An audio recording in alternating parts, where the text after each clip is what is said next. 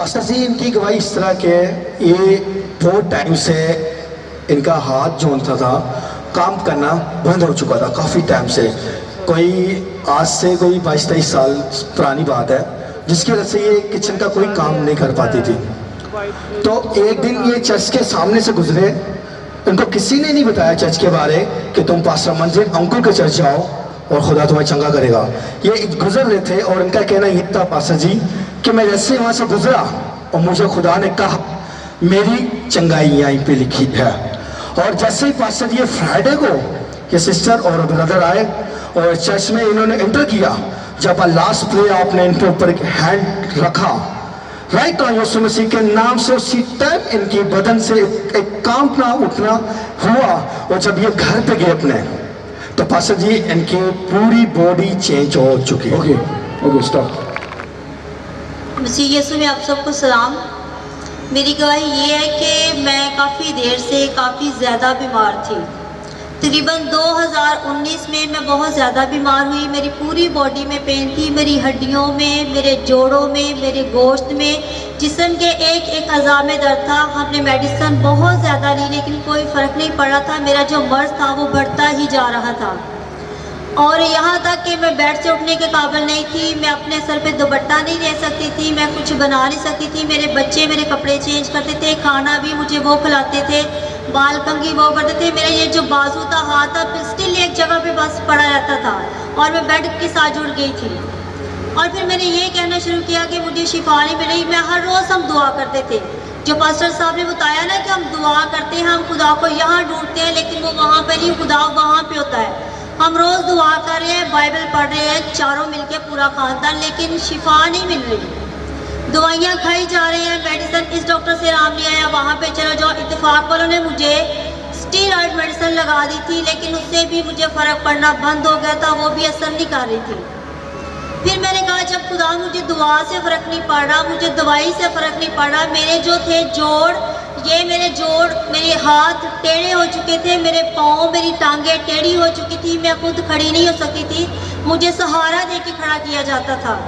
और मैं कहती थी, मेरा मुंह जो था वो भी टेढ़ा हो चुका था। मैं कहती थी मैं किसी के सामने कैसे जाऊंगी, खुदा तो मुझे मौत दे दे, ऐसी ज़िंदगी से मेरा मर जाना बेहतर है। मैं किसी को मुंह दिखाने के काबिल नहीं कि लोग क्या सोचेंगे कि इसने कौन सा इतना बड़ा गुनाह किया जो उसकी इतनी बुरी हालत होगी, इतनी अच्छी शक्ल सूरत। 3 माह के अंदर मेरी शक्ल बिल्कुल बिगड़ चुकी थी।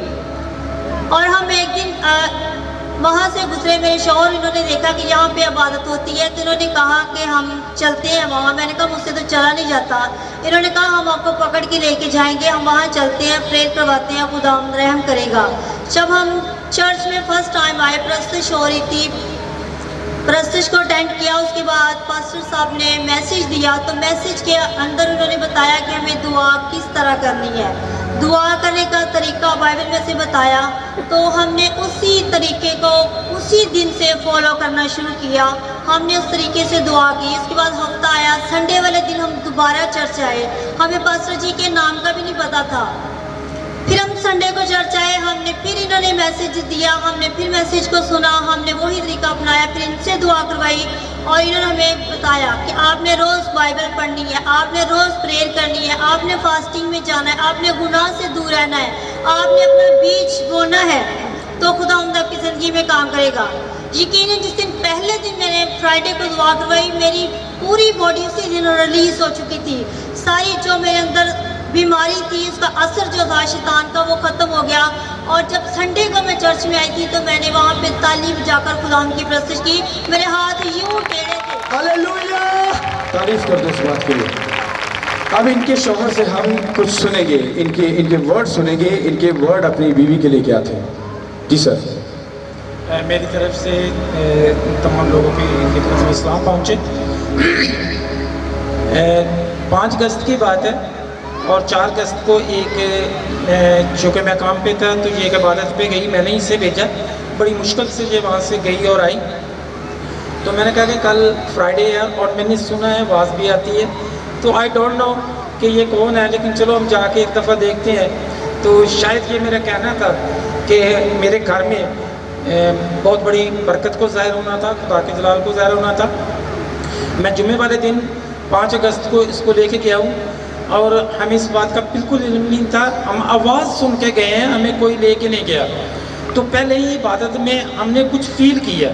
हफ्ता छुट्टी संडे को हम फिर आए हैं और एक हफ्ते के दौरान मतलब एक हफ्ता नहीं 10 दिन दूसरे और तीसरे मतलब फ्राइडे हमने गवाही दी है कि खुदावंद ने, बल्कि मैं ये भी कहना चाहूँगा कि इनकी बेटी के थ्रू इसके लिए नबूवत हुई है कि खुदावंद ने मुझे जो बताया है कि एक ऐसी, क्योंकि मेरे बेटे इनके पास जाते थे डेली प्रेयर के लिए कि आप में से कोई आपकी कोई रिलेटिव है, कोई रिश्तेदार है, तो उनकी जो हड्डियाँ हैं वो अपनी अपनी जगह पे आ रही हैं। और यकीनन ऐसा ही हो रहा था। तो यकीनन खुदावंद ने हमारे घर में पास्टर साहब के वसीला से बहुत बड़ा काम किया है। मैं शुक्र करता हूँ अपने खुदावंद यीशु मसीह का और उसके नाम को जलाल देता हूँ जिसने हमें बहुत बरकतों से नवाजा। ओके, इस भाई ने मुझे एक बात बताई थी, कहता पास्टर जी कि मेरी मिसेस इस कंडीशन में थी, मैं अपनी बीवी को मुर्दा समझता था कि ये मेरे लिए एक मुर्दा ही है, ना उठना ना बैठना ना खाना ना पीना, वॉशरूम भी जाना है तो इसको उठा कर लेके जाना है, ना कुछ भी नहीं कर सकती थी। जैसे एक मुर्दा इंसान पड़ा है और उसको तुम उसकी सेवा कर रहे हो।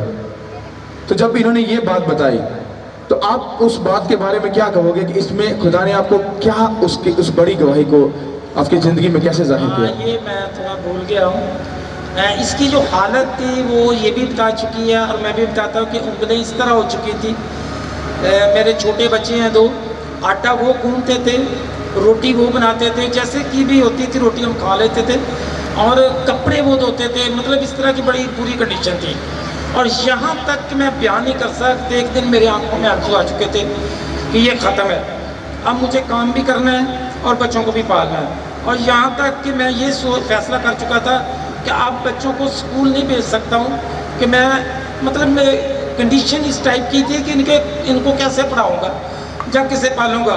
मामा तो उनकी है नहीं, रहेगी नहीं, इस तरफ इसी तरह रहेगी। लेकिन ये सब कुछ मेरी समझ और सोच से बाहर था। ये अचानक सारा कुछ हुआ है कि मैं समझता हूँ कि इसको खुदावंद ने तंदुरुस्त नहीं किया। मैं आप सबके सामने करार करता हूँ कि इसको तंदुरुस्त नहीं किया, बल्कि मुर्दा में जान डाली है और जिंदा किया है। तारीफ कर बड़ी गवाही के लिए तारीफ करो कलीसिया। हालेलुया। आप लोगों को क्या सलाह दोगे? 5 अगस्त को पहले दिन हम चर्च आए थे, प्रेयर करवाई थी, और 9 सितंबर को मैंने जॉब शुरू कर दी थी 1 माह के अंदर। तारीफ करो इस बात के लिए। हालेलुया। इमेजिन करो, ये आपको गवाही बताने का मतलब पता क्या है? जब इन्होंने कलाम को सुना, उसकी ऑनर की, इज्जत की, रिस्पेक्ट की, खुदा ने मुर्दा हड्डियों में, मुर्दा जिंदगी में जान को फूंक दिया। आज वो आपके सामने है और जॉब भी कर रही है और अपनी बड़ी गवाही के साथ खड़ी है। तारीफ कर दो इस बात के लिए। Hallelujah, hallelujah, hallelujah. God bless you. आप जा सकते हैं। हालेलुया।